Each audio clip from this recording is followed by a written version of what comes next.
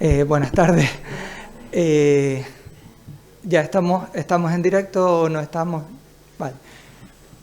Bueno, perdonen que voy admitiendo personas al mismo tiempo.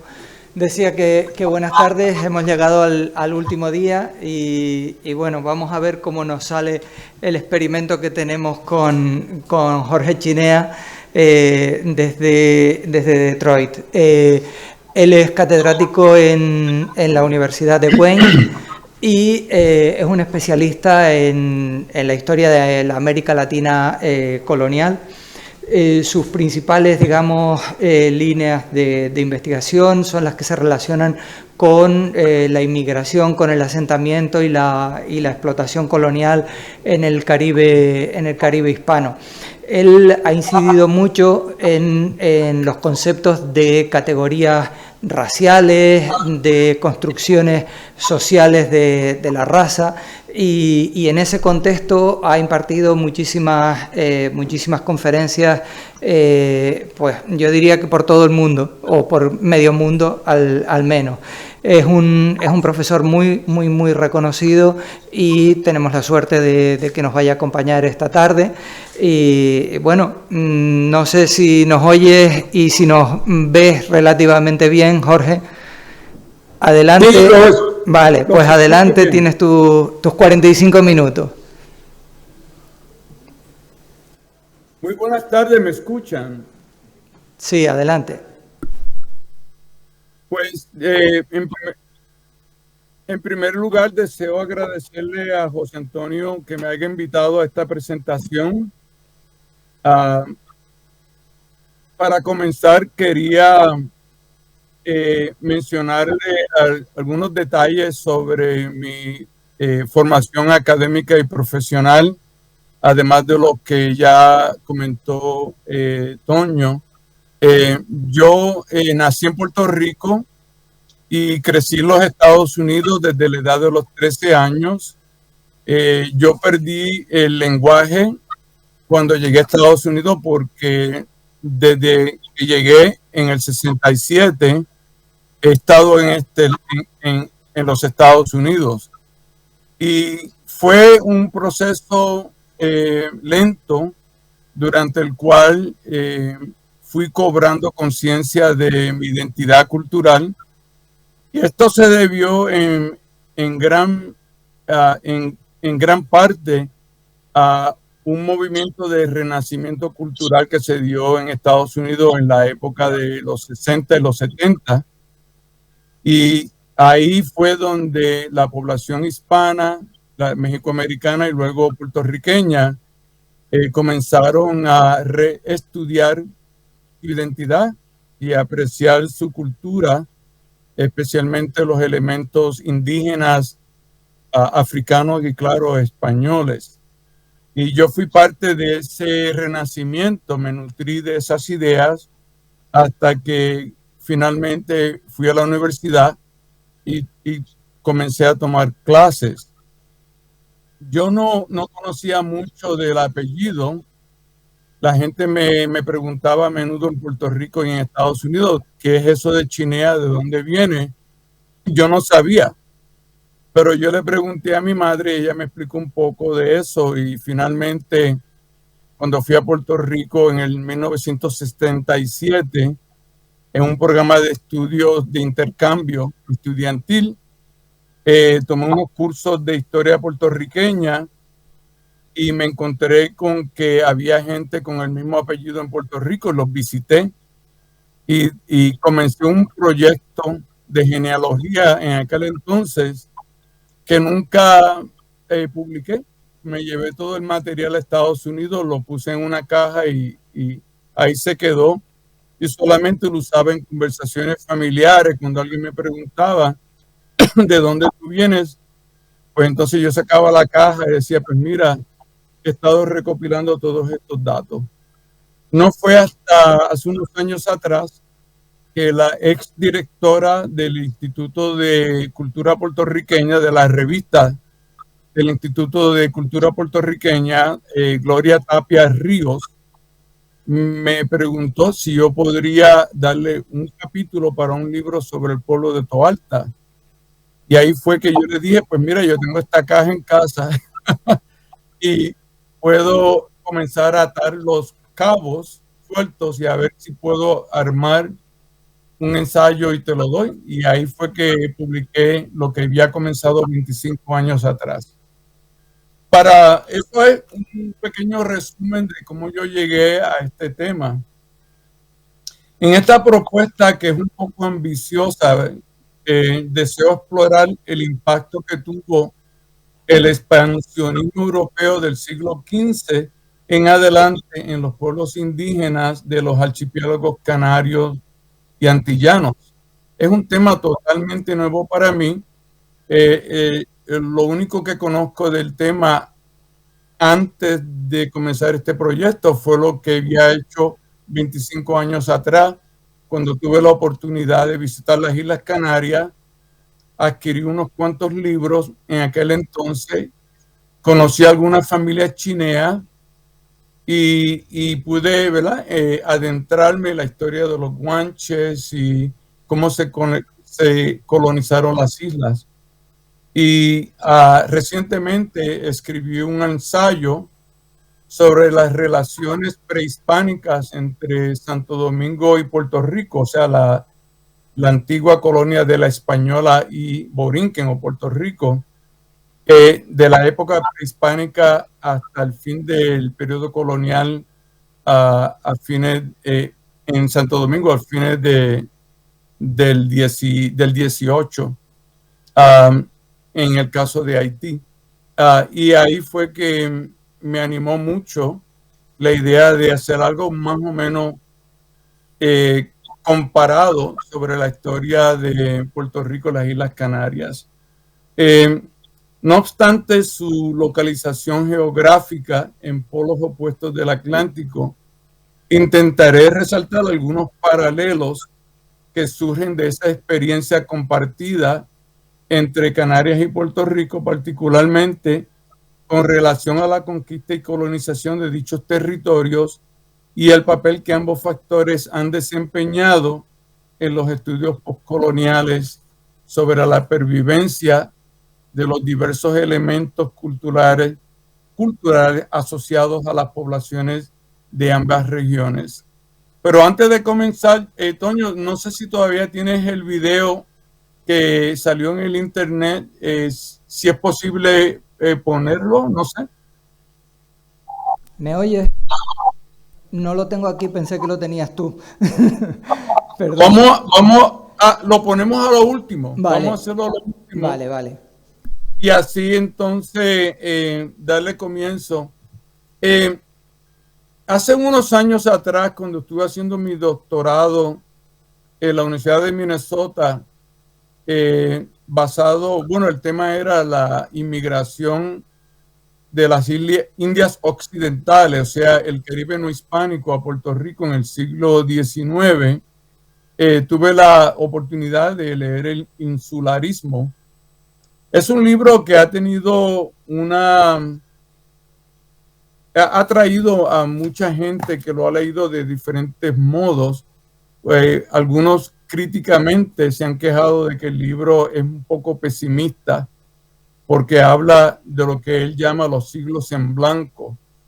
Él se refiere a los primeros siglos de la colonización española en Puerto Rico, que fue un tiempo donde no había mucho movimiento marítimo, comercial, ni tampoco inmigración, y por lo tanto para él fue un periodo de siglos en blanco.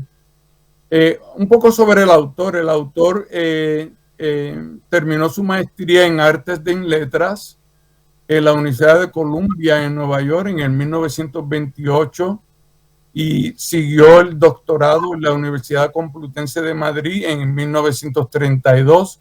Su tesis fue la historia de Eugenio María de Hostos.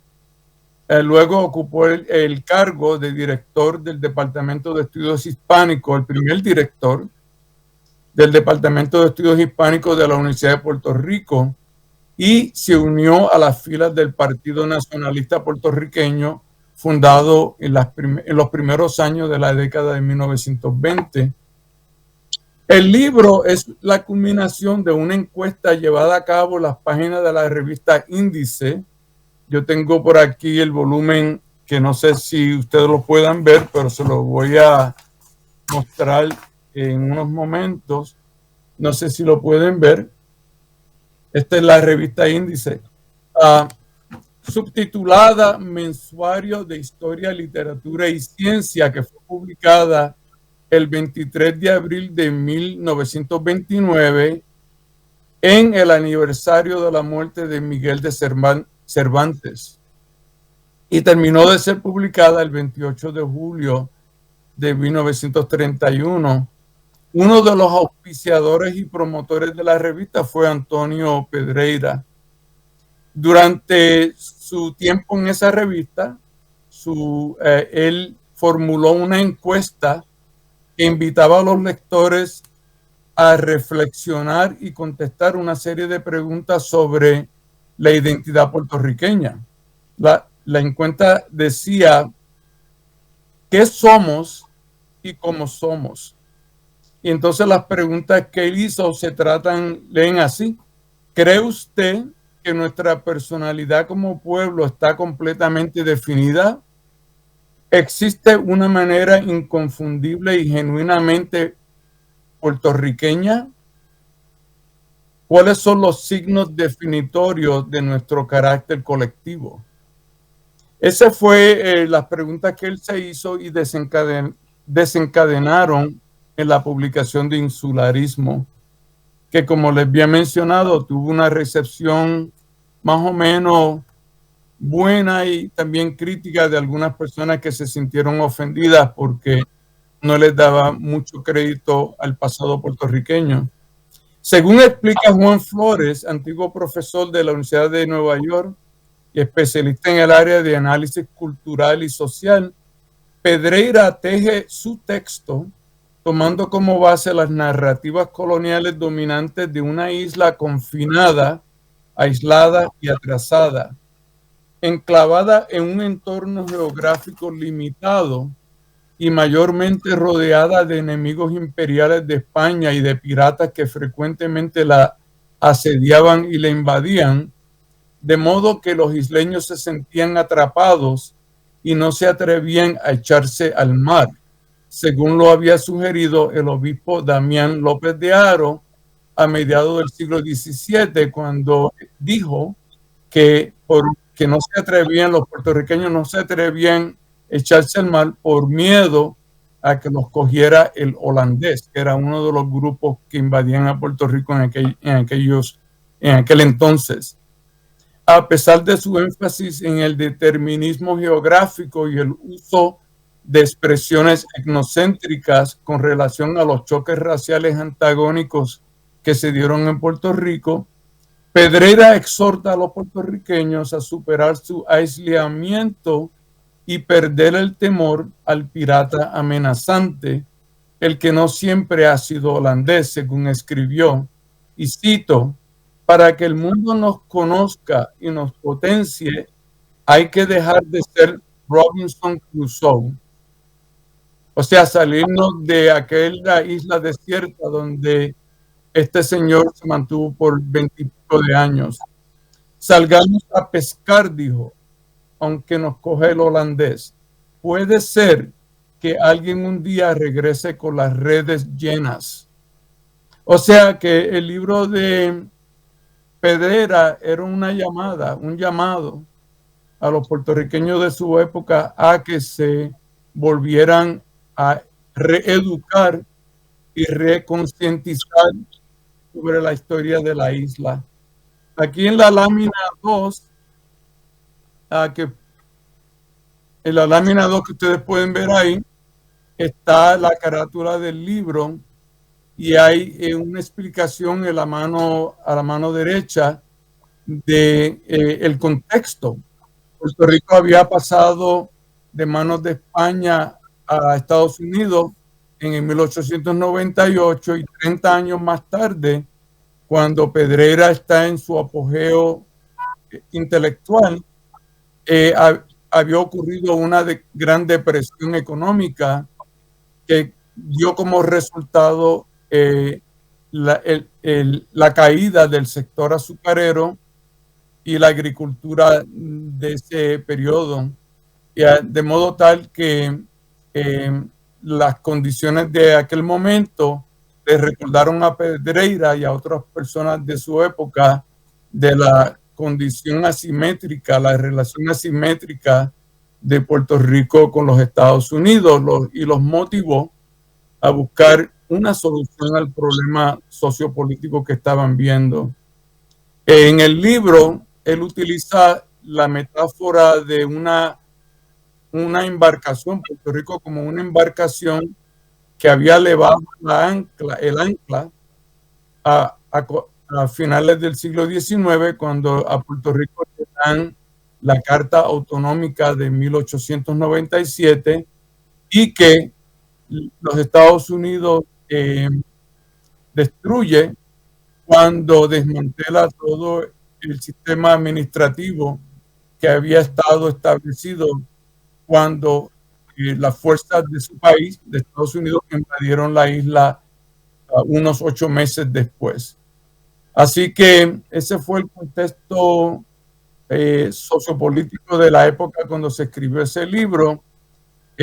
La reseñadora del libro, o más bien la persona que hace el prefacio del libro, menciona a Luis Muñoz Rivera, que fue el arquitecto de la Carta Autonómica de 1897, y también a su padre, a su hijo, Luis Muñoz Marín, que fue el primer gobernador de Puerto Rico, el que supuestamente intentó tomar el timón y llevar el barco a un puerto seguro en el tiempo que fungió como gobernador de la isla. Lo que francamente no se logró en aquel tiempo y todavía sigue siendo un tema de discusión en la isla, la cuestión de la solución política permanente de Puerto Rico. Yo uso el libro de Pedreira para comenzar una discusión sobre lo que él llama los siglos en blanco y contrarrestarlos, porque me parece que cuando Pedreira estudió estos años, estos siglos, se dejó llevar demasiado por las narrativas coloniales que existieron en aquel momento y que fueron construidas a base del colonialismo y que por lo tanto no daban a entender en realidad qué estaba pasando en la isla. Pero lo que sí estaba pasando en la isla es que fue una isla que estuvo muy bien conectada con el mundo fuera de Puerto Rico desde los años prehispánicos. Y eso, pues claro, los españoles no vieron eso de esa misma manera, porque el interés que había en aquel momento de 1493 no era el de rendirle tributo a los indígenas, era el de buscar la manera de convencerlos para que los españoles pudieran quedarse con las islas por el interés que tenían primero en el oro y segundo en los recursos naturales que las islas tenían, todo lo cual se necesitaba en España en aquel momento por varias razones que ya todos conocen. Pero la historia de las islas fue mucho más compleja de lo que esas narrativas coloniales habían descrito, y los estudios antropológicos demuestran que fue un territorio que estuvo bien vinculado a las otras áreas circundantes y hasta el continente americano, y de ahí fue que partieron las primeras oleadas de los primeros pobladores que llegaron de diferentes puntos de la costa continental de las Américas a Puerto Rico hace aproximadamente 6 a 8 mil años atrás. Las narrativas tradicionales de la historia del Caribe no enfatizan esos elementos antropológicos y arqueológicos de una manera contundente. Es como si la historia comenzara desde la llegada de los españoles en adelante. Y ese es el punto clave que yo pienso que conecta a Puerto Rico con las Islas Canarias, porque también en las Islas Canarias se ha hecho mucho esfuerzo por recobrar un poco de la historia prehispánica que también es desconocida. Pasamos ahora al siguiente. Y aquí vemos unas cuantas citas de el autor Lanny Thompson, profesor emérito de la Universidad de Puerto Rico, donde él ha estado estudiando la historia archipelágica. Es parte de los estudios isleños que se están desarrollando en los últimos 20 años, no tan solo en el Caribe, sino también en otros puntos del planeta, diferentes personas interesadas en la historia archipelágica. Ahí, como notarán, se describen cómo las islas y los archipiélagos estaban bastante conectados entre sí y con las áreas que les rodeaban. Y esos vínculos se extienden en diferentes áreas, ¿no? Desde los vínculos marítimos hasta los vínculos económicos y políticos, sociales y demás, porque las islas son visitadas, fueron invadidas y fueron colonizadas en diferentes momentos por diferentes grupos, y todos ellos dejan su huella en la isla y por lo tanto entraen esas conexiones que tenían y que ahora forman parte de la cultura de esas islas. Son conexiones que no se conocen mucho, a menos que uno, ¿verdad?, se decida a estudiar la historia archipelágica. Bueno, les dejo con esa cita, espero que la puedan ver claramente ahí. Pero les voy a dar unos ejemplos cómo la ausencia de ese conocimiento ha impactado los estudios puertorriqueños. Vamos a darle un ejemplo. Tras señalar que una tormenta azotó los buques que transportaban al contingente comandado por el conquistador Juan Ponce de León, el autor Arana Soto concluye, y cito: de modo pues que nuestra historia comienza con 50 hombres y un huracán. O sea que para este autor que escribe en 1968, la historia de Puerto Rico comienza con la llegada de Juan Ponce de León y el huracán que lo azotó cuando los barcos que lo transportaban de Santo Domingo fueron impactados en la costa de Puerto Rico. Aquí otro ejemplo de otro autor, Gordon K. Lewis, donde él habla sobre el impacto que ha tenido la inmigración en las islas y en Puerto Rico en específico. Y aquí va la cita. La migración, considerada como el movimiento circulatorio vasto, inquieto, de pueblos enteros, tiene su raíz históricamente en el periodo inmediato tras el descubrimiento. O sea que para Gordon K. Lewis no hubo inmigración en Puerto Rico antes de la llegada de Cristóbal Colón. Las islas estaban, como decía Pedreira, aisladas, remotas, desconectadas, eran herméticamente cerradas y nada pasaba en ese espacio que tenía que ver con el mundo exterior.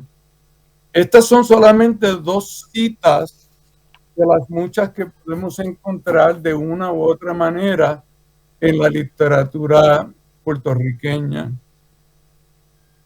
Aquí es una muestra de los intercambios que se dieron en el Caribe mucho antes de llegar los europeos. Se ve bien claramente que el pasado antillano se vio moldeado, se vio creado y recreado por los movimientos circulatorios que se dieron, no tan solo interisleños, sino también transcaribeños y intercontinentales. O sea, que la gente se movía de partes del continente a otras secciones del mismo continente, de ahí zarpaban o saltaban a las islas caribeñas en un movimiento bastante extenso según los estudios arqueológicos que se han llevado a cabo en los últimos años. Lo que quiere decir que ese mundo era un mundo bastante complejo. La cultura puertorriqueña prehispánica no es una cultura que se puede describir nítidamente como algo muy específico.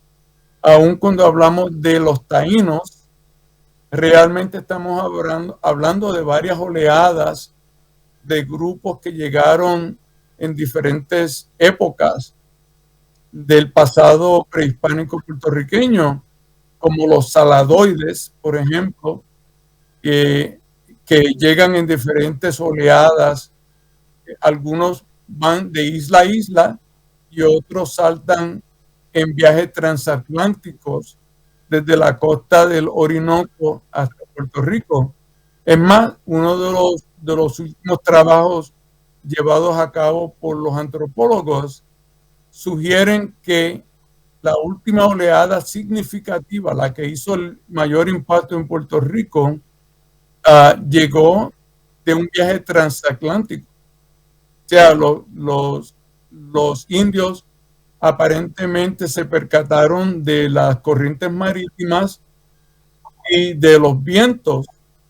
Diseñaron canoas con la capacidad y el desarrollo suficientemente dispuesto a hacer ese tipo de viaje, y llegaron a Puerto Rico. De ahí se esparcen ellos hasta Santo Domingo, y por un lado y por el otro hasta las Islas Vírgenes, de modo tal que cuando llega Cristóbal Colón a Puerto Rico y encuentra que estaba Agüeybaná el Viejo y Agüeybaná el Bravo, los dos caciques hermanos que eran los dos dirigentes indígenas más importantes de Puerto Rico, habían dos Agüeybanás más en Santo Domingo. Estaba Francisco Agüeybaná en la isla de Saona y Andrés Agüeybaná en el Higüey. Y se conoce que cuando estalla la rebelión conocida en Puerto Rico como la rebelión de los caciques de 1810, que duró hasta aproximadamente 1819, los parientes de Agüeybaná tomaron represalias en Santo Domingo casi simultáneamente contra la población española. Todo esto es como para expresar un poco la complejidad de esos vínculos, de esos lazos que existieron en las Antillas. ¿Cómo esto se podría explicar en las Islas Canarias? No sé, porque hasta lo que yo he leído no he visto mucha evidencia de vínculos interisleños y menos de vínculos desde la costa caribeña africana hacia las Islas Canarias, excepto los supuestos viajes que llegaron en un pasado remoto de las personas que lograron establecerse allí. O sea que me parece interesante, ¿no?, poder ver cómo se podría volver a reestudiar ese tema en las Islas Canarias para ver si habían los paralelos que se ven en Puerto Rico y que se ven en otras partes del mundo. Ese trabajo, donde está esa gráfica, viene del trabajo de Corinne Hoffman.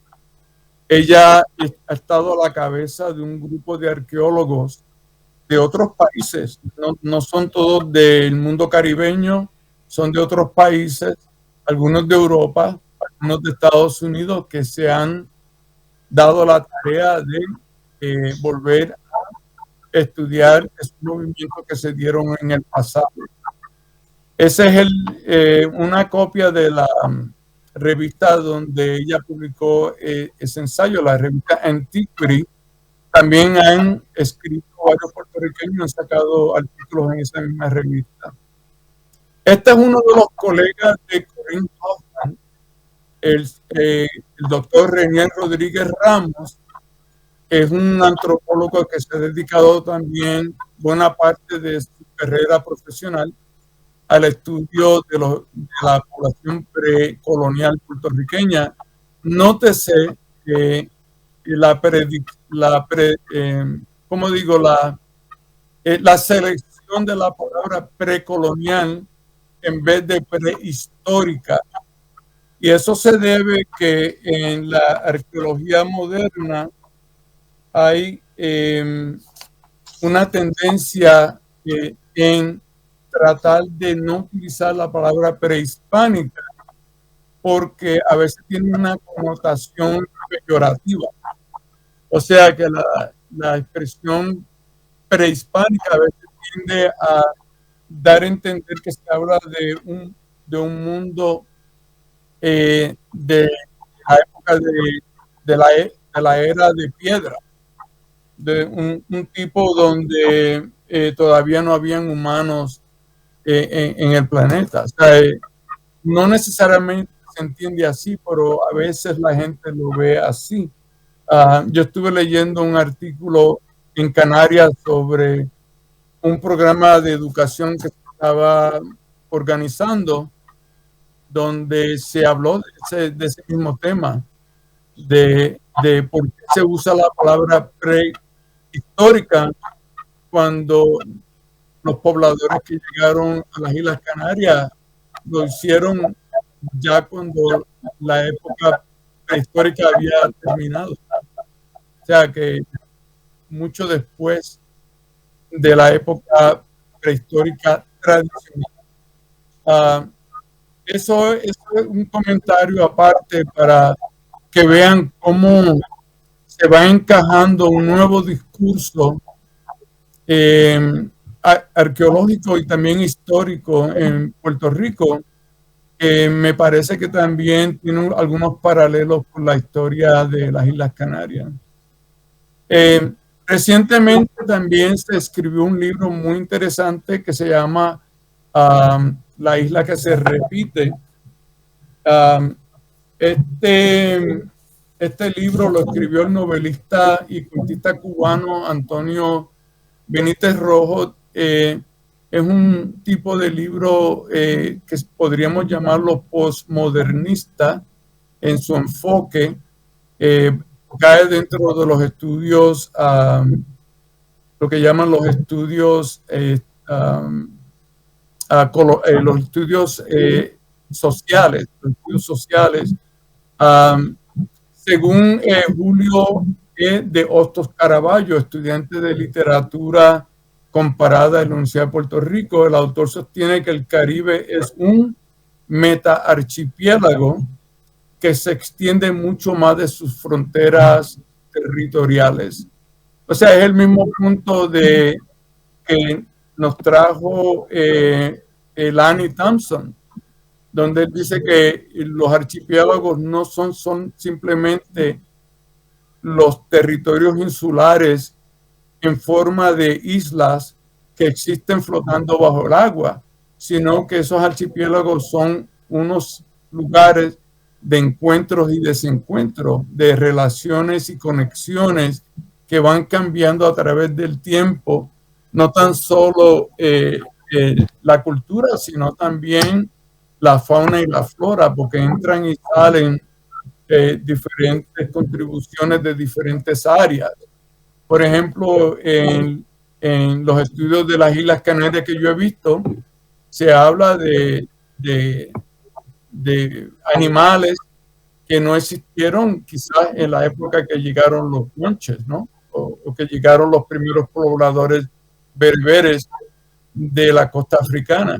Estos animales y estas plantas llegarían mucho después, o quizás llegaron con ellos, pero también llegaron diferentes elementos de otras áreas del mundo debido a las exploraciones y demás que se dieron en las Islas Canarias. O sea que hay mucho que recoge la arqueología que podría estudiarse. A propósito de eso, les doy un ejemplo más de cómo las islas del Caribe a veces esconden esos vínculos, esos lazos. Este es de un misionero francés, su nombre es Charles Rochefort. Él escribió una historia del Caribe en 1568 en francés y fue republicada en inglés unos años después. Él dice en su libro que a mediados del siglo XVI sostuvo un encuentro en el área de Venezuela con unos habitantes indígenas que le dijeron a él que ellos venían de Hispaniola, que se habían escapado de Hispaniola cuando las Fuerzas Armadas de Cristóbal Colón entran en la isla y se apoderan y van estableciendo fuertes para ir supuestamente pacificando la isla. Ellos optaron no por irse a las montañas, que era lo común, o escaparse a una isla cercana, sino que ellos se fueron a un viaje marítimo desde la Española a la costa de Sudamérica, hasta que poco a poco, hablando con la gente que se encontraron, llegaron hasta el Orinoco y de ahí ellos estaban planeando regresar a Hispaniola. Esto es algo sumamente importante. Él dice específicamente el área de donde ellos salieron. Ellos eran nativos de la isla de Vaca, que es parte del archipiélago de la República Dominicana, que formaba parte hoy día de la República de Haití. Pero eso es muy, muy interesante. Eso también ahora con ese ejemplo de el escape marítimo también es otra de las modalidades en las cuales se han creado esos lazos y esos vínculos. Muchos de los indígenas que se fueron de Puerto Rico cuando llegan los españoles salieron a las Islas Vírgenes y de ahí se cruzaron con los caribes. Otros se fueron a otros lugares. Por ejemplo, yo cuando recientemente he estado escribiendo un artículo sobre la esclavitud en Puerto Rico, la esclavitud africana, y encontré un ejemplo del cimarronaje marítimo que me recordó un poco de lo que escribe Rochefort, porque en el 1800, creo que en 1804 por ahí, sale un capitán de nave, un capitán de un barco a Jamaica. Llega a Jamaica a hacer unos tratos allí, cuando el gobernador de la isla de Jamaica le dice que aquí hay como unos 4, 5, 6 esclavos de Puerto Rico que se fugaron a nuestra isla y queremos que usted se los lleve de vuelta a Puerto Rico. Él no se lo llevó porque dijo que no estaba seguro si el gobernador de Puerto Rico se lo iba a aceptar, pero lo notificó al gobernador de Puerto Rico en aquel entonces. Le informó que había tenido ese encuentro en Jamaica. O sea, que los esclavos se habían ido de Puerto Rico desde Cabo Rojo o Mayagüez, de la costa oeste, y de alguna manera llegaron a Jamaica, lo que da una prueba de que los indígenas que se fueron a Sudamérica lo pudieron haber hecho también. Eso también lo menciono como otro ejemplo de lo que se podría ver en las Islas Canarias. Por eso me interesa este tema, porque me gustaría ver en las crónicas y en los trabajos antiguos, el modo en que la evidencia, ¿no?, que existe sobre esos vínculos y esos lazos que pudieron haber existido entre el archipiélago canario y la costa continental de África. Me parece casi imposible que no haya existido algún movimiento hacia el continente. No digo que existe, pero lo postulo, lo presento como una propuesta, ¿no?, de algo que me gustaría investigar. Aquí vemos información sobre qué ocurre en Puerto Rico cuando pasa a ser parte de la corona española. Se introducen los repartimientos, se introduce la encomienda y se introduce la esclavitud. El primero es el que le da forma al segundo, porque los repartimientos originalmente fueron donaciones de tierras que no incluían a la gente, o sea, a las personas, pero sí los obligaba a trabajar a las personas que recibían el repartimiento. Luego se establece la encomienda, donde, según el historiador Francisco Moscoso, se transforma en cierto modo con la inclusión de unas características peculiares de Puerto Rico. O sea que tenía tres elementos, según él explica. Tenía la relación feudal original entre el colonizador y los indígenas, pero esos indígenas venían o fueron adquiridos mediante la destrucción de los cacicatos. O sea que los caciques originalmente autorizaron a los españoles a que estos indígenas trabajaran con ellos, pero cuando ellos deciden que ya esa relación no existiría, entonces ya los indígenas son más o menos esclavizados o forzados a trabajar. Y también tenía otro elemento capitalista, porque las minas de oro y luego los trapiches de azúcar que se van estableciendo en Puerto Rico tienen un motivo bien específico de crear capital. O sea, el oro, ¿verdad?, y el azúcar son productos que van a llevarse a Europa y se venden y se transforman en productos de venta. Por lo tanto, la encomienda tenía esos tres elementos, según él dice: el elemento feudal, el elemento indígena y el elemento capitalista. La esclavitud retuvo mucho más del sistema capitalista, porque había ese elemento de compra y venta de la mano de obra esclava. Pero esa esclavitud llegó casi paralela a la destrucción de la población indígena.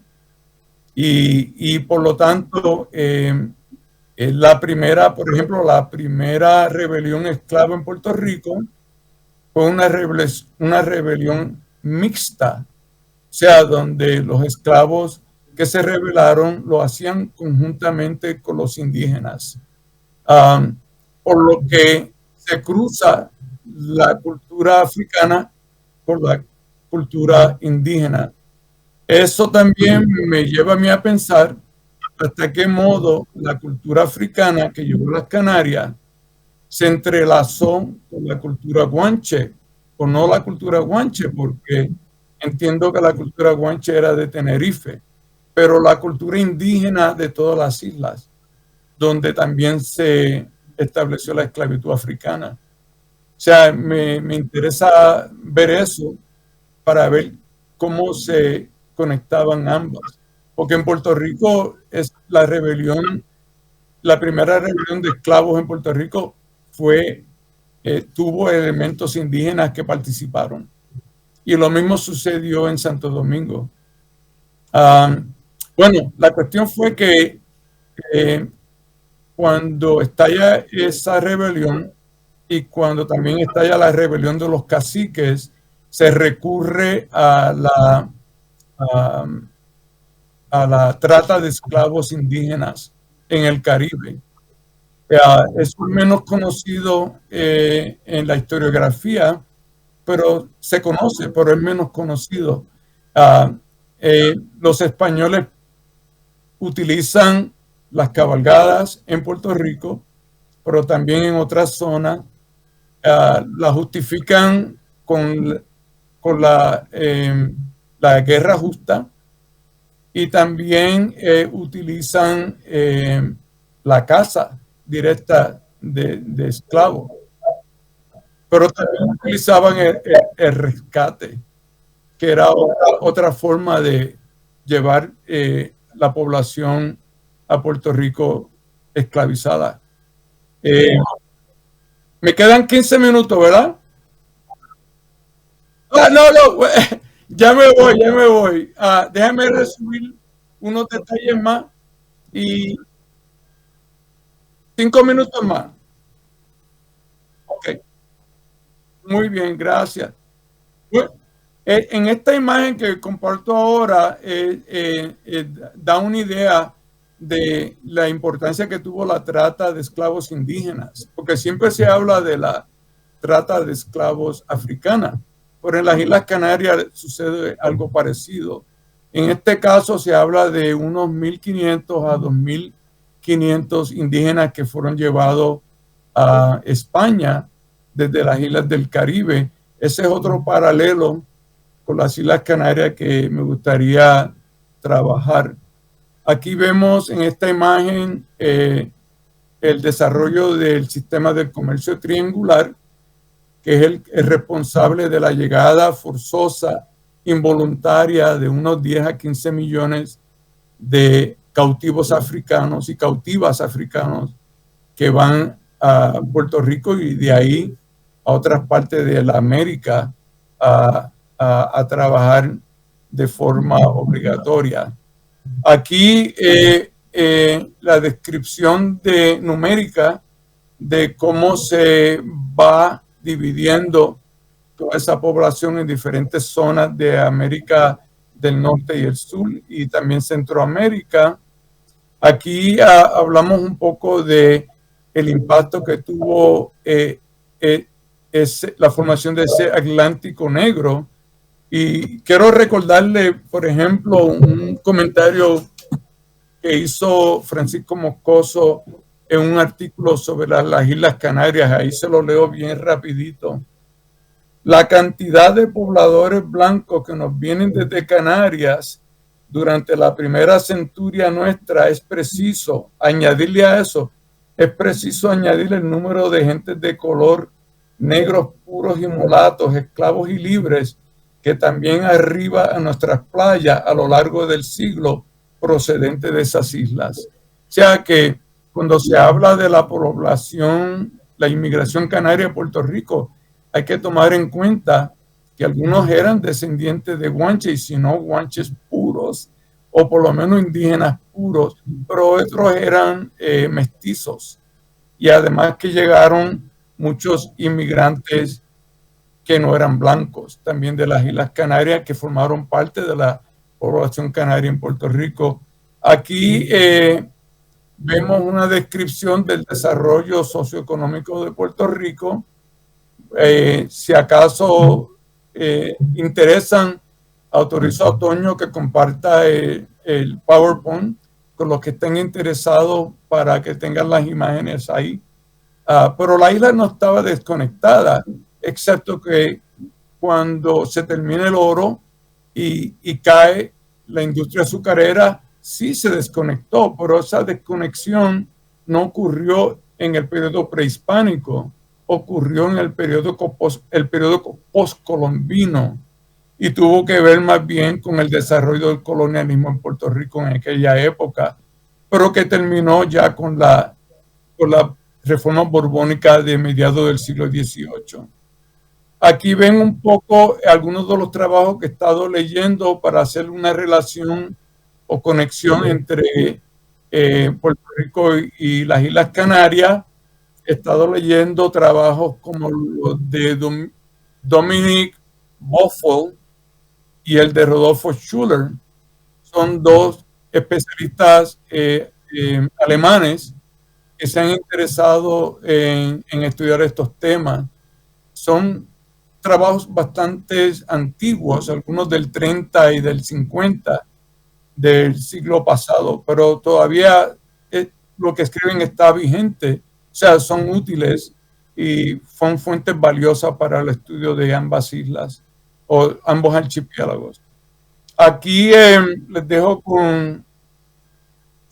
con este comentario que hizo Alfred Crosby sobre cómo se cambia el ambiente ecológico de las Islas Canarias con la llegada de las diferentes oleadas de inmigrantes que contribuyen a la riqueza demográfica y ecológica de la isla.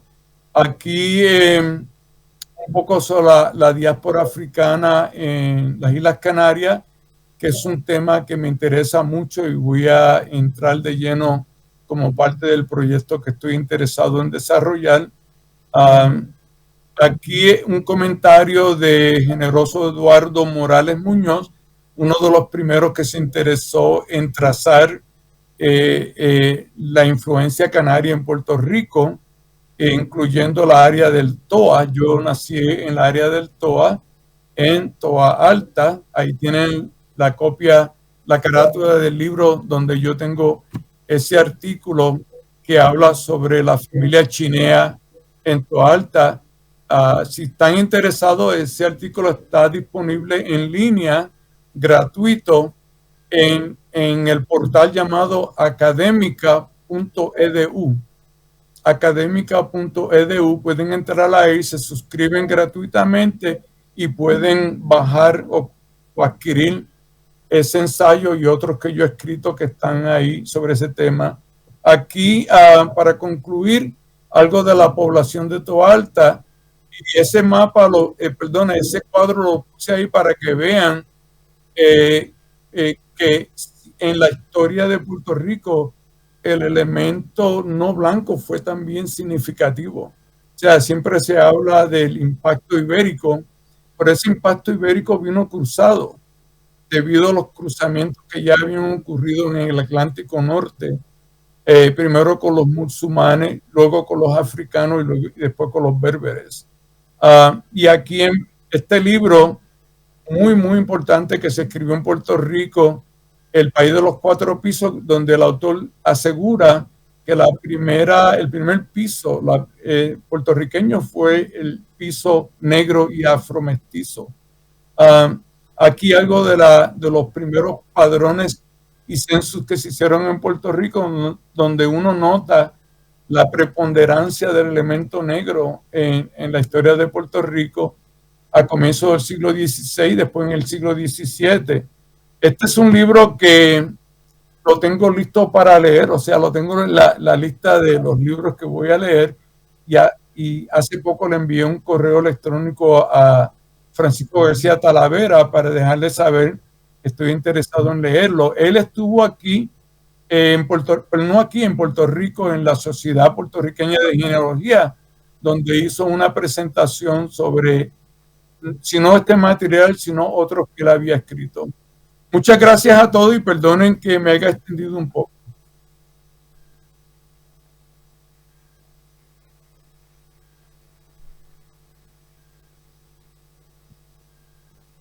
Perdón, digo que no nos da tiempo de poner el vídeo porque te van a cortar en 2 minutos y no podremos tampoco compartir preguntas contigo.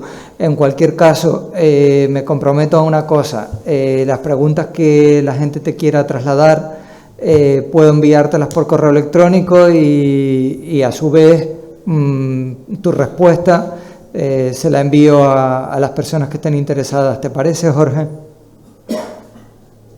Muchas gracias, Antonio, por eso, y también les recuerdo la audiencia, a la gente que está escuchando, que también tengo interés que si conocen algunos trabajos que piensan que debería leer, me gustaría que los compartan. Vale, perfecto. Lo Bueno, pueden en un chat o se lo pasen a Antonio y él me los pasa. vale, perfecto. Nada, estamos en el último minuto, lo siento. Vale, bueno, muchas gracias por todo, ¿eh? Ha sido un placer estar con ustedes esta tarde y espero que podamos continuar este tipo de conversación en el futuro. Claro que sí. Venga, un abrazo. Hasta luego. Bueno, hemos elegido la última, la conferencia de Fernando para finalizar, no porque fuera la mejor, la peor o lo que sea, sino porque estaba prevista que fuera la primera y acabó siendo la última, o sea que las cosas son como son, ¿no? Pero bueno, al final llega, y aunque Fernando esté un poco perjudicado, vamos a decirlo suavemente, yo espero que la voz les llegue hasta el final y que no le entre mucha tos ni nada de esto, y pueda dar la charla que tiene prevista sobre Juan Núñez de la Peña. Bueno, de Fernando creo que a todos los que están en la sala les diría que lo conocen y que no tengo que presentarlo, pero bueno, sí que quiero decir 2 o 3 cosas para los que están al otro lado de la pantalla. Fernando es el presidente de la Sociedad de Estudios Genealógicos y Heráldicos de Canarias, de la CGECA.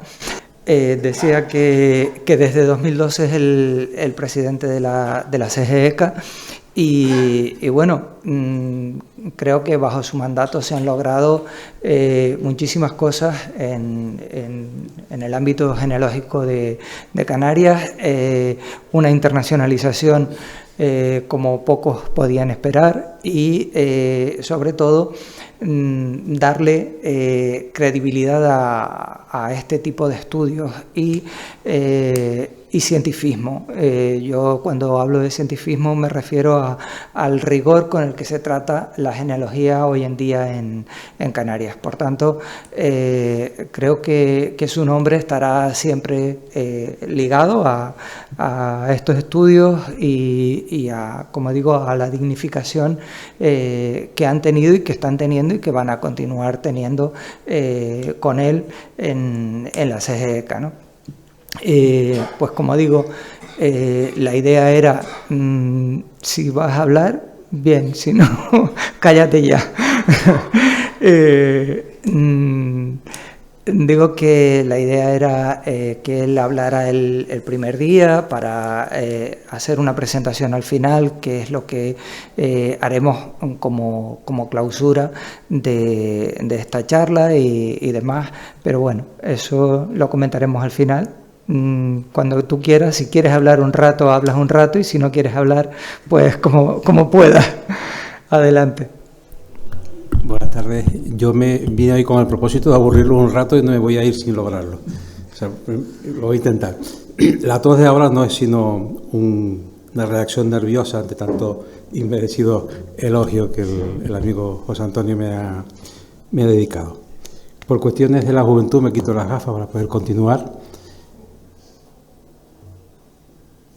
Hoy vamos a intentar hablar o conocer un poquito más a un personaje al que todos nos suena, que todos en algún momento a lo largo de nuestra existencia, de nuestros estudios, nos hemos tropezado, que es Juan Núñez de la Peña. Intentar establecer una imagen de este personaje entre lo que en el título hemos puesto entre la crónica y el temor de Dios. ¿Dónde se sitúa esta persona y su obra? No, ni que decir tengo que me he auxiliado. Yo soy un dibujante extraordinario, pero esto no es obra mía.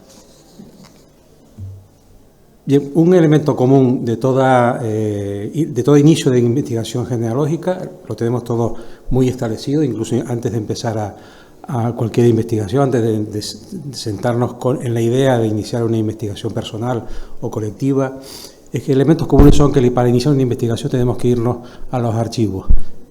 El archivo diocesano, si necesitamos datos eclesiásticos, o los registros civiles o los archivos civiles, si necesitamos complementar otra documentación. Eso es un elemento común del que no podemos evadirnos si necesitamos iniciar o comenzar una investigación particular o determinada. Pero ¿y si lo que buscamos es un estudio general sobre la genealogía en Canarias, sobre la investigación genealógica en Canarias, sobre los asentamientos o la estructuración genealógica de las poblaciones en Canarias? Pues difícilmente o prácticamente imposible que podamos encontrar ningún trabajo de esas características. Probablemente sea por la tardía incorporación de las islas a la corona de Castilla. Esto no ocurre hasta el final del siglo XV, o la estructuración del entramado cultural, o lo que Clavijo llamó la aculturización de las islas. Eso no se produce hasta avanzado el siglo XVI, y probablemente por esto nosotros llegamos tarde a lo que en Europa sí están acostumbrados a estudios generales de carácter genealógico. Y no es hasta Francisco Fernández de Bethencourt, que yo me he permitido ponerle el nombre completo. A mí me gusta poner las cosas completas. Francisco de la Concepción Fernández de Bethencourt, que es cuando aparece realmente, o podemos encontrar estudios genealógicos generales en el entorno de las Islas Canarias. Y aún así, con esto, el resto de los investigadores que posteriormente nos podemos encontrar, podemos decir que revolotean, académicamente hablando, en torno a esta obra. La complementan, le añaden capítulos, tapan ausencias, incorporan alguna aportación novedosa, pero siempre y tal vez con la excepción de Dacio Darias, estamos hablando de trabajo que se mueve en torno al mismo estamento, aquel que se estableció como patricio al principio de la historia de estas islas.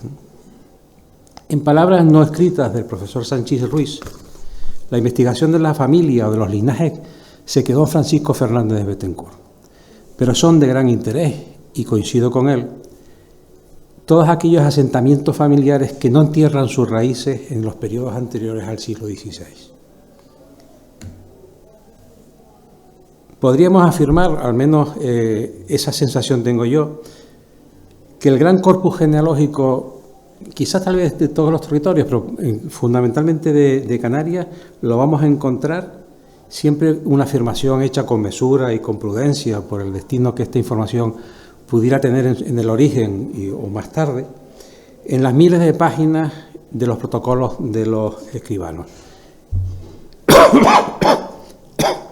Ahí podemos encontrar largas reconstrucciones genealógicas, acompañadas en algunos casos de de escudos heráldicos, con no la finalidad de dejar para el futuro su rastro genealógico en la historia, sino con el objetivo claro de obtener o un puesto determinado o un reconocimiento social por otro. Desde mi punto de vista no sería hasta avanzado el segundo milenio cuando se produce el paso de la genealogía a la historia familiar, el tránsito entre el siglo XIX, en el lejano y añorado Francisco Fernández de Bethencourt, al siglo XXI. Y esto se produce probablemente porque entramos en un proceso de regresión de los procesos migratorios, una época de regresión de los procesos migratorios, de avances tecnológicos entremezclados con nuevos criterios académicos de investigación de la genealogía.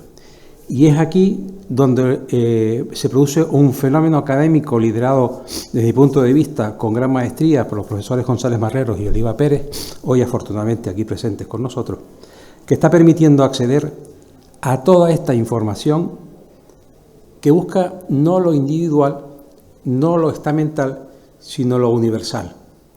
Busca profundizar en la estructura de las familias de esta tierra. Y probablemente, yo estoy seguro, tampoco queremos exagerar demasiado, pero lo que ha ocurrido en Canarias desde 2015, 2016 o 2014 en adelante, en cuanto a la evolución del estudio de la genealogía, no se está viendo de momento en ningún otro territorio del Estado español, incluso yo diría que europeo, profundizando desde el punto de vista, voy a decir la palabra serio, en los vínculos ciertos y reales que constituyen o que convierten a Canarias en lo que siempre he llamado el puente tricontinental. Y por eso, y ahora retrocedo en el tiempo, en ese interés por la búsqueda de un estudio genealógico global, cuando nos hablan de un personaje del siglo XVI o principio del XVII, de Núñez de la Peña, que es de lo que hoy venimos aquí, no venimos a hablar de un libro, pero hablamos de un personaje que es lo que venimos a hablar, como el mayor estudioso de los documentos oficiales de la época, como el autor de la genealogía de todas las familias de aquel momento. Es lógico que nos interesemos por localizar dónde está, intentar localizar su obra, al entender que nos puede ofrecer una imagen general de las principales poblaciones del momento, de su origen y tal vez de su futuro. Lógico entonces que intentemos localizar su obra. Nos saltamos desde luego la archiconocida conquista y antigüedad de las islas de la Gran Canaria, su descripción con muchas advertencias de sus privilegios, conquistadores, pobladores y otras particularidades en la muy poderosa isla de Tenerife, dirigida a la milagrosa imagen de Nuestra Señora de Candelaria. Y lo hacemos pese a que esta obra, que es por la que es más recordado Núñez de la Peña, contiene probablemente la que es la primera relación heráldica conocida de las familias asentadas en las islas. Una relación textual, sin reproducción gráfica de sus armas. Los que lo investigaron, ¿qué nos dicen con respecto a Núñez de la Peña? López de Guerra, perdón, López de la Guerra y de la Peña, que son sus apellidos, afirma que sus obras genealógicas o árboles hechos a mano no es posible que quepan en tantos tomos como los del cardenal de Lucas, que era otro loco, permítanme con la expresión entre comillas, sobre la genealogía que vivió en Península. Y esto nos sitúa, o nos intenta situar, o nos cree situar ante un trabajo de dimensiones no conocidas en cuanto a volumetría e intensidad y capacidad y de abarcación, perdón la palabra, de las familias estudiadas. Bueno, aquí hacemos un pequeño inciso. Aquí tienen una reproducción del abecedario de los apellidos de los árboles genealógicos hechos por Núñez de la Peña, que se conserva en la Biblioteca Universitaria de La Laguna, en el patrimonio bibliográfico lacunense, dentro del proyecto Marecía, que creo que exactamente se denomina así. Realmente interesante, como si tuviésemos todas las genealogías, no que están en este folio reproducido aquí, sino de todos los folios que aparece en este documento, nos podríamos ser una de las personas más felices del mundo. Buenaventura Bonet y Reverón, lo conocerán ustedes perfectamente, este historiador del siglo XX, afirma que José Vicente de Huergo y Orá poseía un cuaderno con enmiendas y adiciones a la genealogía.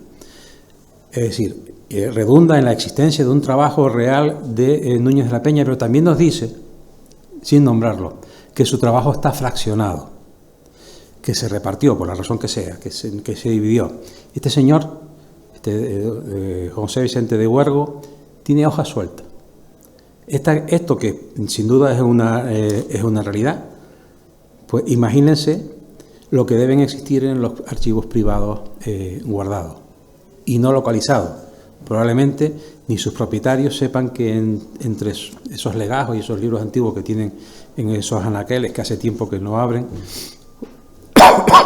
o que no visitan, tienen tesoro de Juan Núñez de la Peña.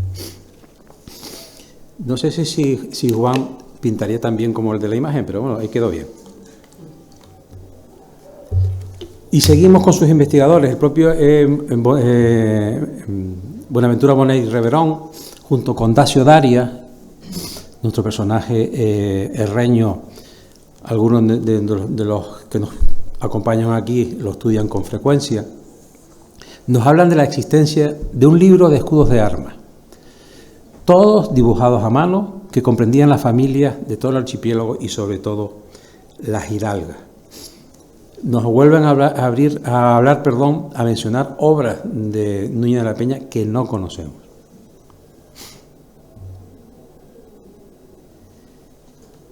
Incluso estos autores anteriores también nos hablan de la existencia de un libro de capellanías existente de las islas de Tenerife, con sus fundaciones y sus respectivos árboles genealógicos, para saber quiénes eran los llamados en el momento de la sucesión.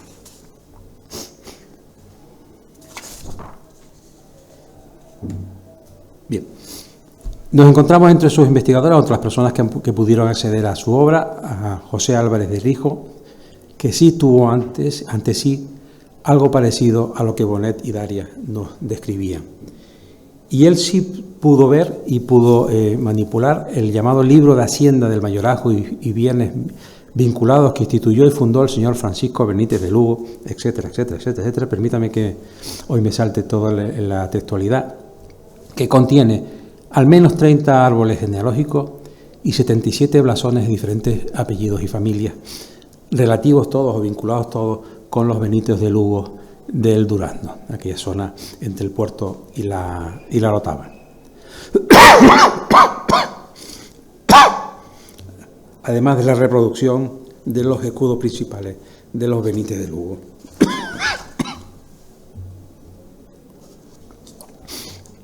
Este libro existe.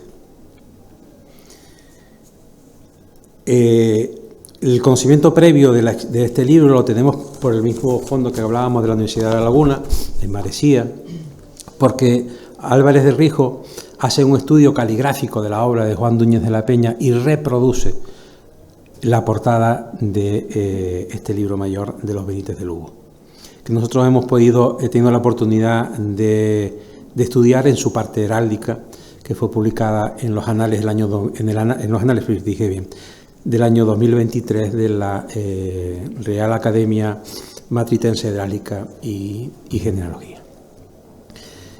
Esto está pintado, escrito por Álvarez de Rijo, pero es la letra de Juan Núñez de la Peña.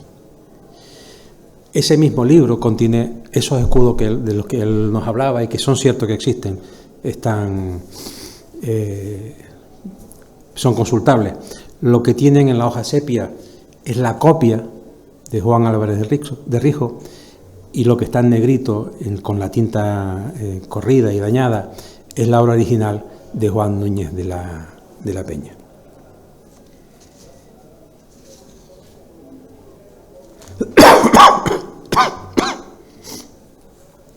Sabemos que existen restos de su obra.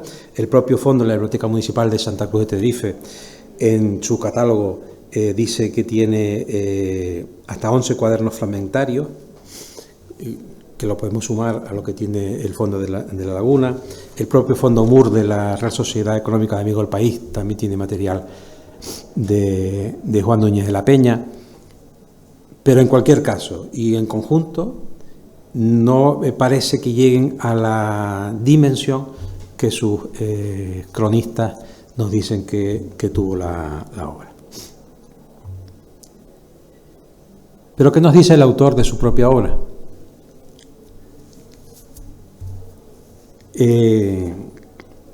Nosotros pensamos que nadie mejor que el propio autor, tenemos esa idea con todos los autores, que nadie mejor que el autor para cuidarse de la imagen o para cuidar de la imagen de su propia obra. Y pensamos que el momento, situémonos en el siglo finales del XVI, principio del XVII, que el momento justo para ordenar el futuro de su obra es en el momento, en el instante de dictar el testamento. Pues nos vamos a los testamentos, que están depositados en el Archivo Histórico Provincial de Santa Cruz de Tenerife, magníficamente custodiados. No hay un testamento, hay 3 testamentos y 4 codicillos, que esa es la relación que les pongo. Testamento, el primero de 1706, cuya firma no aparece en esta diapositiva, es esta. Esta es la firma, esta que tiene aquí al lado de este señor pensativo, del que aparece de Juan Núñez de la Peña en 1706, el primer testamento, 1706.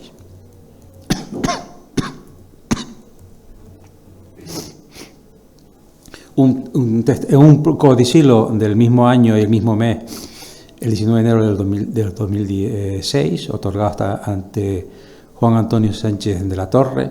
Un segundo testamento en el año 1716. La primera imagen que ven encima es ya la firma de Juan Núñez de la Peña, 10 años después. Observen la degradación de la firma. Y así sucesivamente hasta que llegamos a noviembre de 1720, donde la firma es reconocible, pero prácticamente no es legible.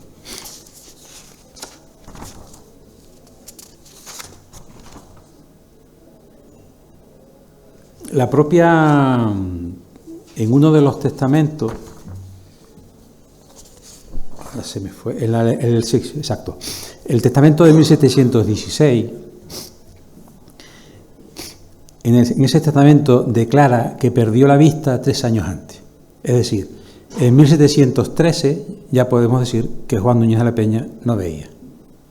Con lo cual, todas estas firmas, la del 1716 y las posteriores, son de memoria. O sea, es lo que él recuerda cómo firmaba, cómo ejercía la firma en su momento.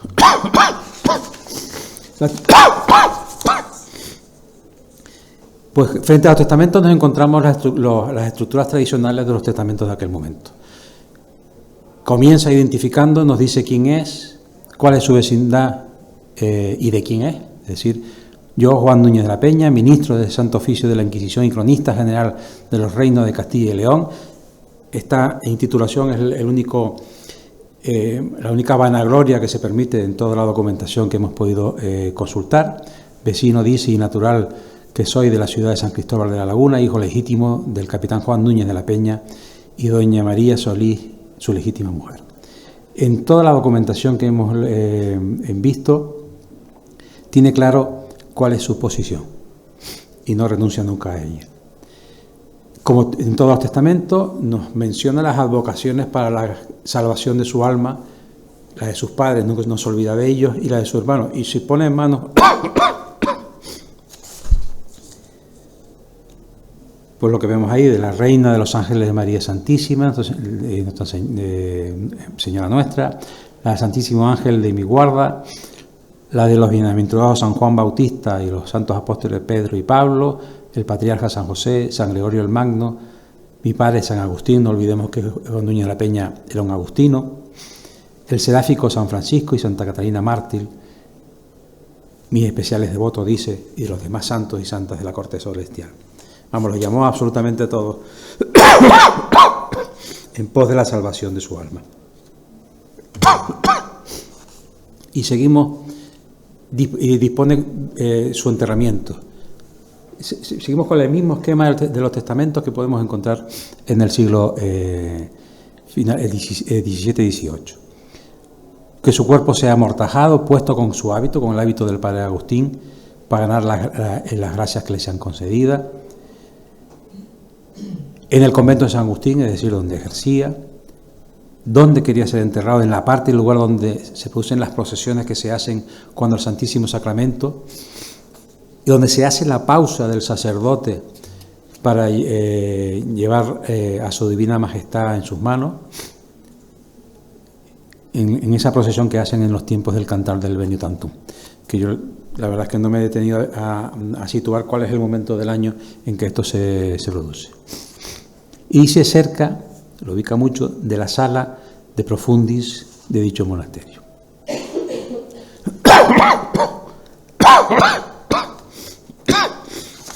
Dice incluso cómo actuar en el supuesto de que le viniese la muerte fuera de la ciudad de San Cristóbal de la Laguna, y marca quién quiere que lo acompañe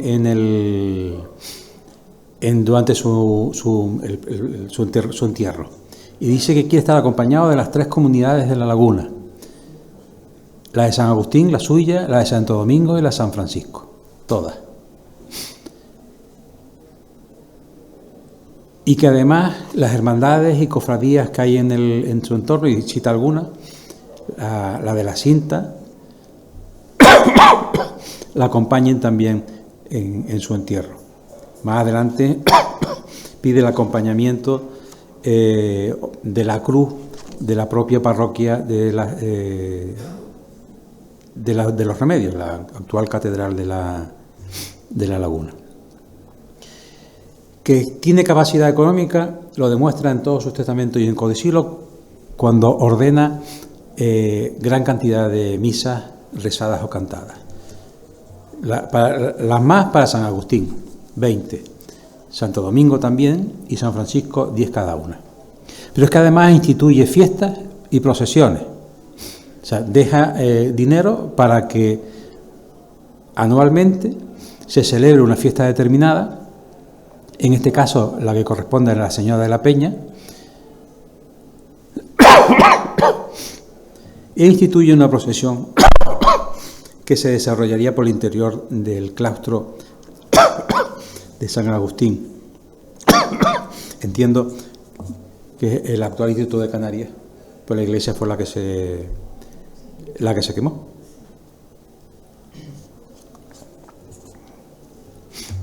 Ups.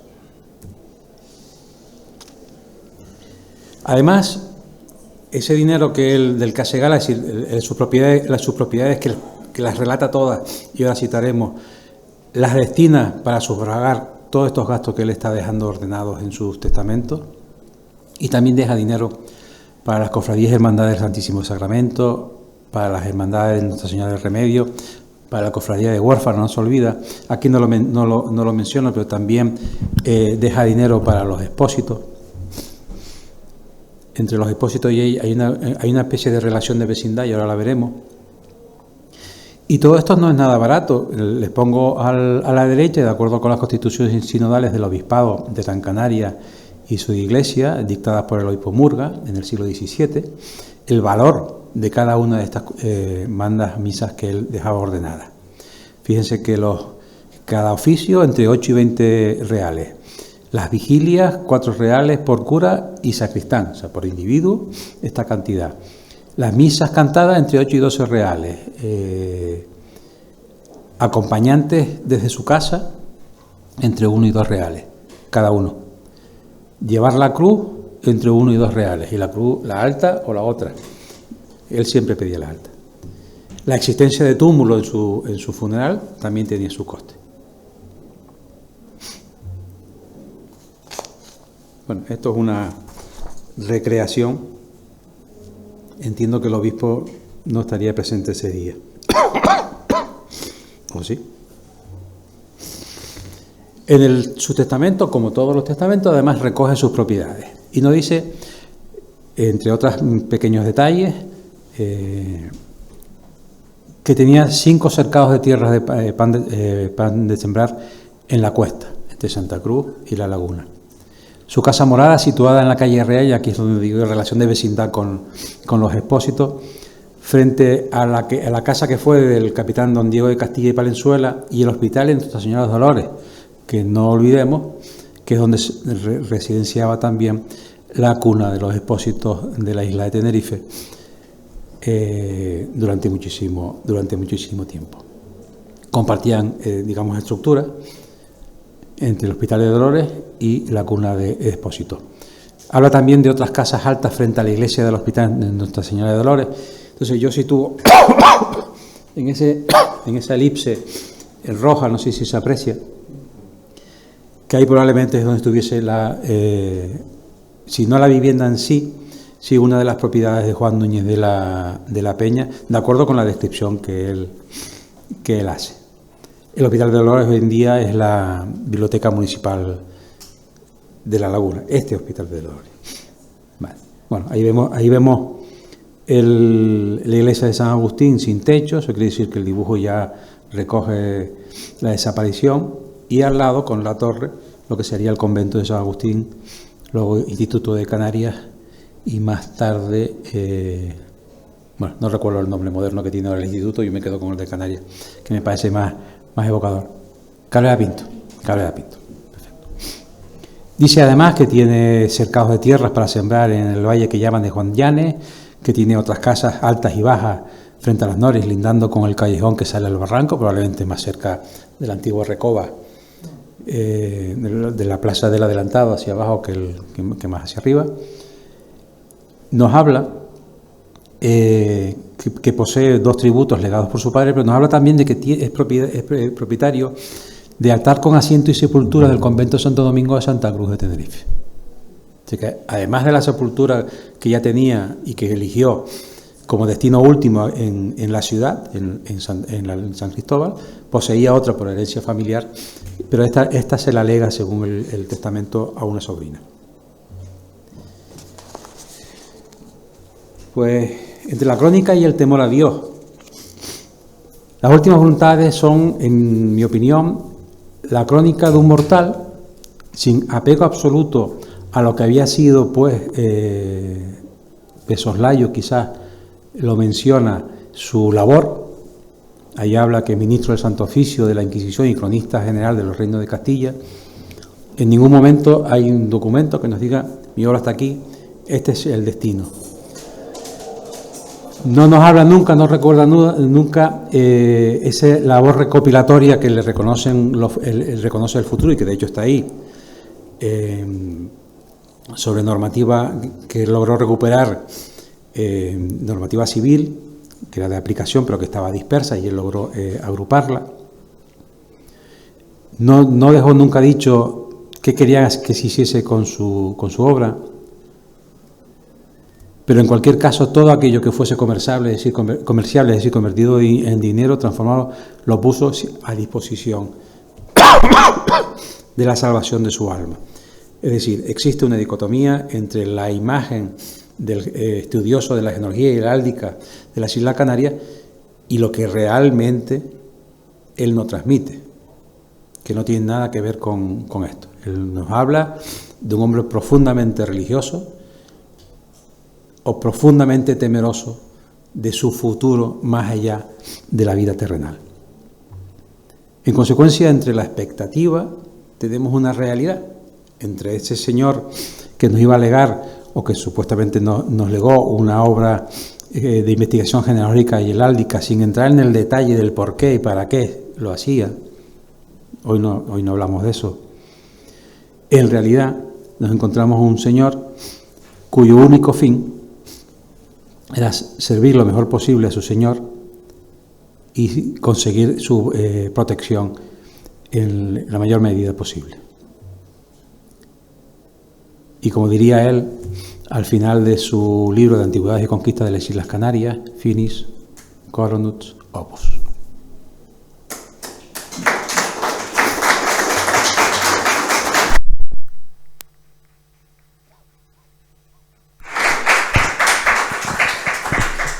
Bueno, llega hasta el final. Bueno, enhorabuena por ese trabajo, Fernando. No sé si en la sala hay alguien que quiera hacer alguna pregunta. Espera. El micro, aquí delante. Te felicitan por aquí. ¿Dónde es la iglesia de Santo Domingo en Santa Cruz? La iglesia de Santo Domingo actual es moderna.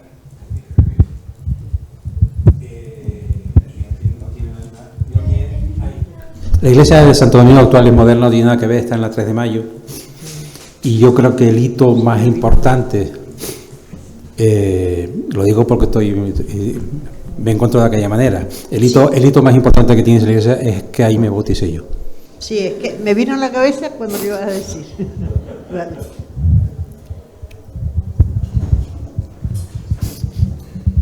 Gracias, Fernando. Y una pregunta. ¿Eres capaz de identificar árboles genealógicos y heráldica de esta persona en archivos privados por una caligrafía especial, por alguna marca que pone o...?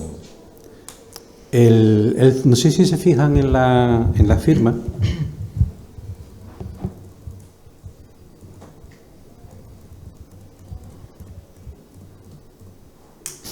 Vale. No la rúbrica de la derecha, sino la del centro. Esa forma de unir frases, es como un sello, que empieza ahí y acaba en el revoltijo y suele aparecer en algunos documentos, pero no en muchos. Si respeta la caligrafía, esta es la caligrafía que buscamos y la suele repetir. Aquí no tengo ninguno, pero si viésemos este libro, alguna imagen de este libro, el real, que nosotros hemos estudiado en su parte heráldica y en la parte de los árboles, es un poquito más apretadita, pero se podría leer. En cualquier caso, las hojas sueltas que faltan en algunos libros sí que podrían identificarse también sin problema ninguno. Sí, porque ahí tenemos esta caligrafía que no es difícil de leer. Pero esta básicamente, esta es la suya. Hay que decir que Álvarez de Rijo reproducía bastante bien, digamos en un 90% de exactitud aquello que se ponía delante. Y el ejemplo lo tienes aquí. Hay escudos mucho más complicados que estos que le he traído. Puse esto porque este es el que pone en su estudio de la caligrafía de Núñez, pero tiene otros que los cuadra.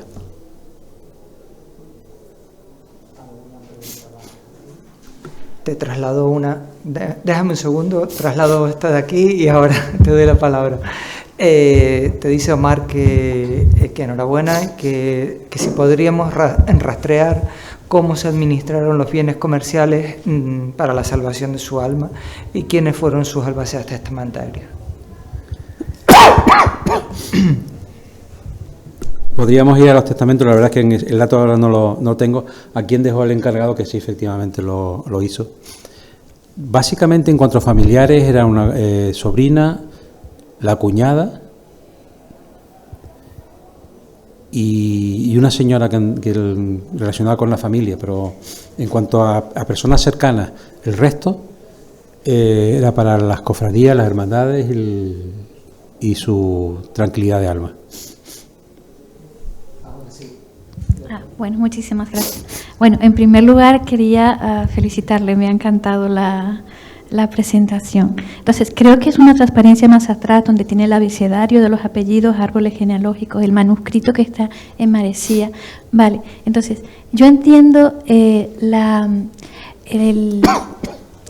gran esfuerzo por digitalizar este tipo de documentos históricos. Entonces, yo entiendo que los fotografían, los escanean y los tienen guardados en Marecía.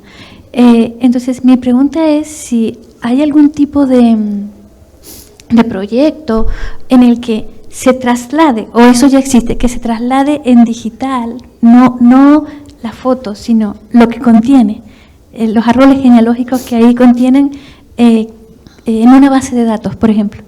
Claro. Con carácter general y hablando de Núñez de la Peña, no. Otro tipo de fuentes, sí, y no todas, y que depende de cuál sea el interés y cuál sea el trabajo que se esté realizando en ese momento. No obstante, el futuro, a medio plazo, que esto seguro que yo lo veré, aunque ya tenemos nuestra edad, es que la inteligencia artificial en esto sí nos va a ayudar. Y de hecho ya lo está haciendo.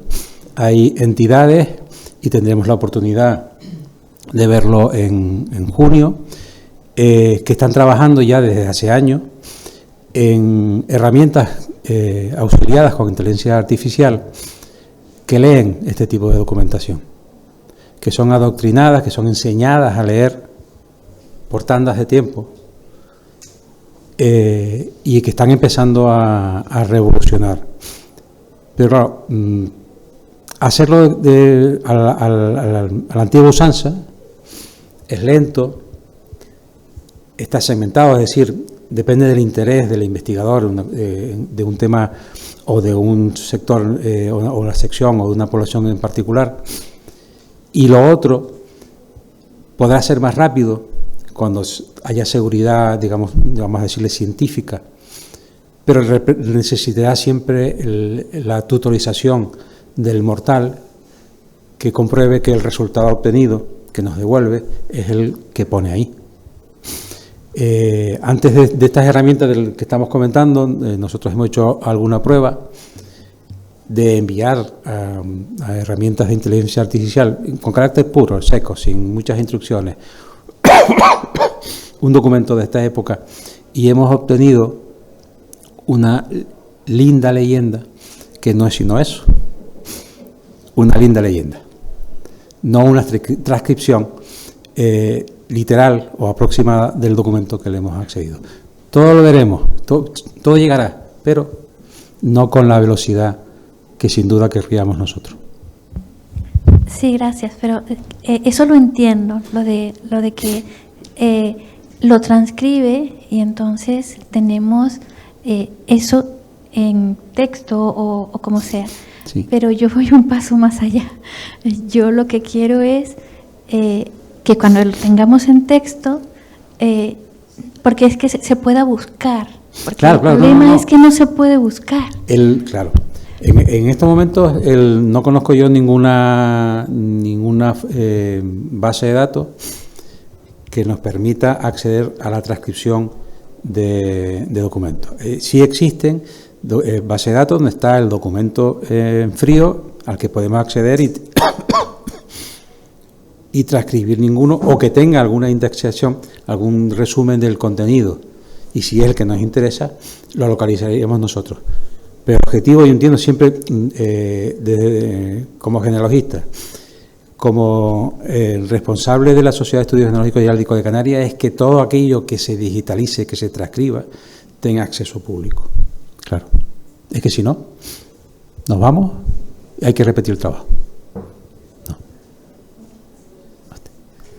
Sí, puedo hacer una pregunta de las que tenemos aquí. Julián te felicita, te dice que excelente presentación. Dice que es interesante que haya testado estando ciego y que si sabes por qué de tantos testamentos y por qué se quedó ciego.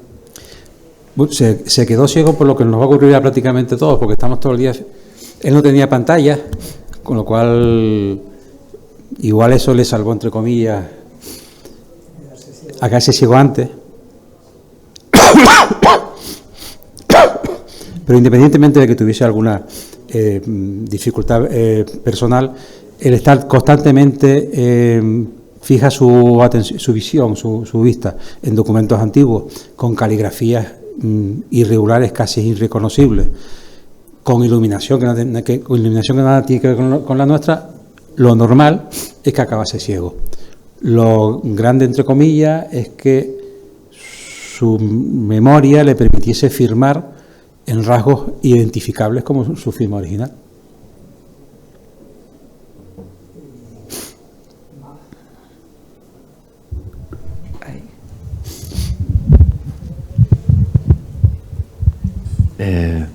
Fernando, pues gracias doblemente, primero por el esfuerzo que has hecho de estar hoy aquí y segundo por la magnífica ponencia que has hecho.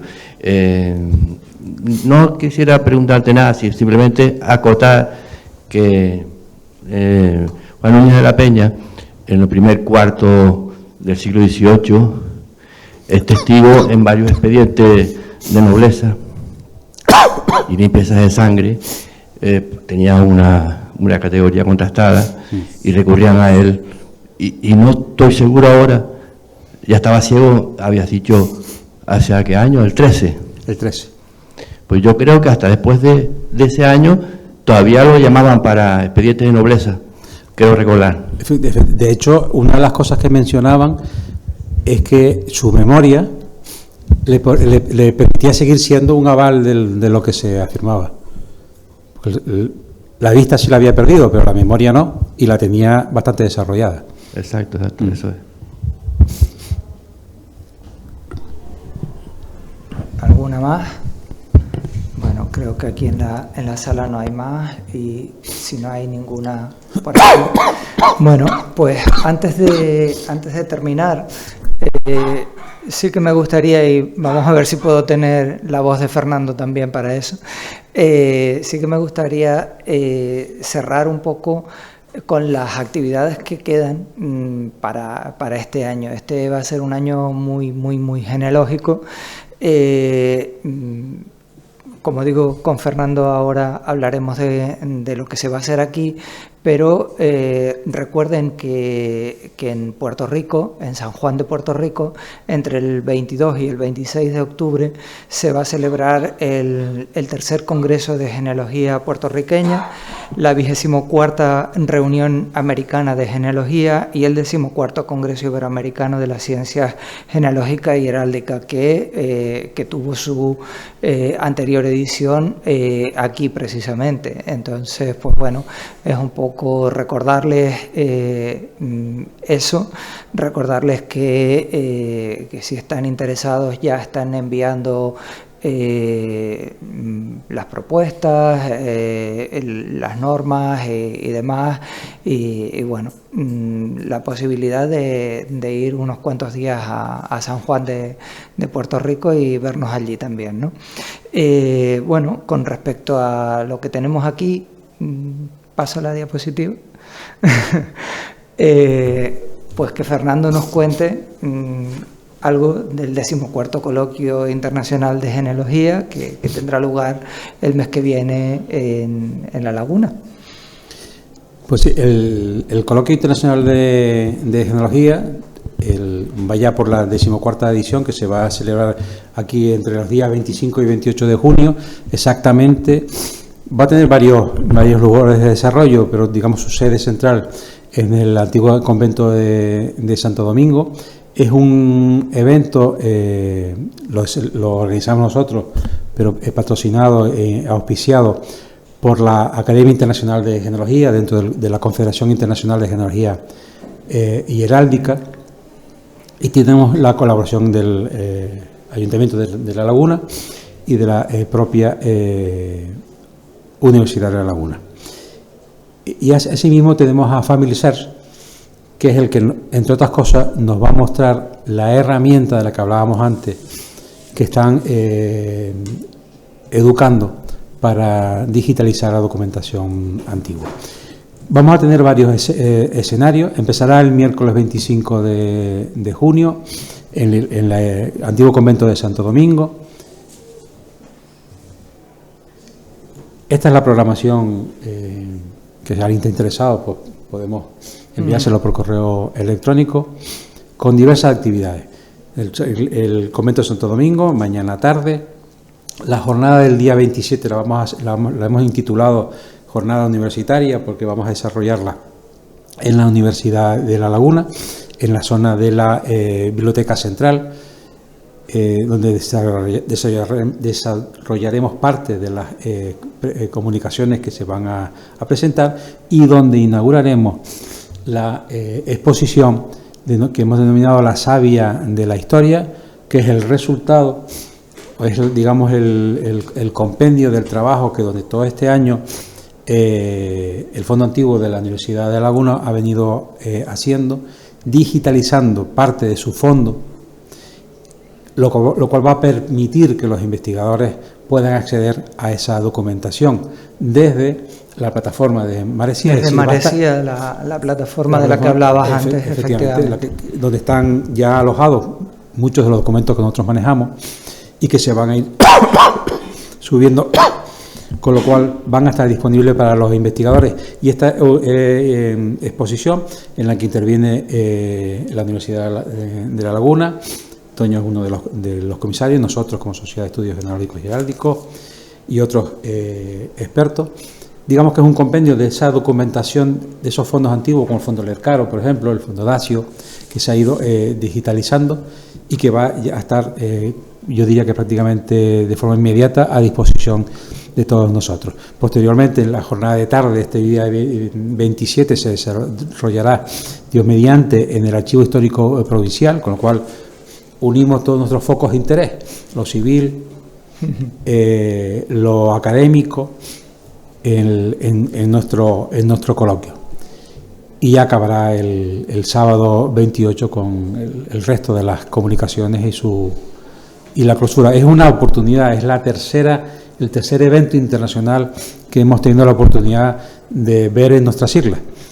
Y yo creo que eso demuestra fundamentalmente, y voy a recalcarlo otra vez, a esa revolución en la investigación genealógica que venimos desarrollando desde los años 10, 12, 13, 14 de este siglo XXI, con criterio científico y con seriedad. Bueno, estamos sembrando para el futuro. Yo creo que no lo estamos haciendo mal del todo. Bueno, pues muchas gracias. Nada, nos queda cerrar. Nos queda... sí, Fernando me deja. Nada, solo quiero darles las gracias. Como siempre me habrán oído decir, de nuestra historia familiar todo depende de la pregunta que le hagamos, ¿no? De qué queremos nosotros sacar, de qué objetivos tenemos, de qué personajes, de qué circunstancias queremos investigar. Eso pues es lo que hemos tratado de hacer estas semanas aquí. Creo que en algunos casos se ha logrado más, en otros casos se ha logrado menos. Lo digo por el interés, por las preguntas que me han ido trasladando a lo largo de estas semanas. Yo creo que todo forma parte del enfoque que cada uno quiera darle a su árbol genealógico. En definitiva, lo que queremos con esto es crear un entorno y encuadrarlo. Y un poco es, como digo, el deseo y lo que ustedes dirán si hemos logrado o no. Yo quedo a su disposición, espero verlos pues el año que viene. Ya tenemos el programa prácticamente terminado, pero bueno, el año que viene, y si surgen cosas antes, pues nos veremos antes.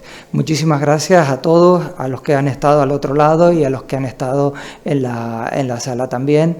Buenas tardes, y me gustaría quedarme un momentito con los alumnos que se van a presentar para los créditos universitarios. Gracias de verdad y eso. Feliz fin de semana a todos.